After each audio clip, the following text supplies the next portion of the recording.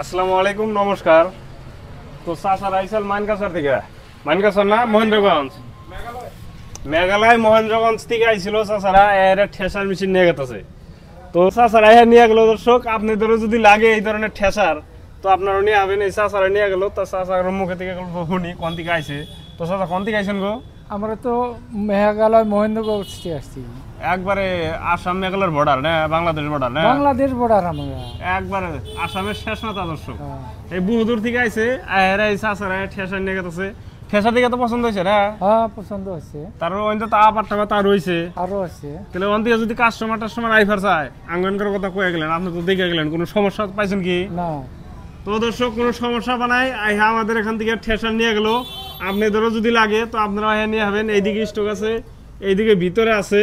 তো বর্তমান ঠেসার available stock আছে। আপনাদের যদি লাগে আমাদের যোগাযোগ করে আসেন। এই যে চাচারা নিয়ে গেল।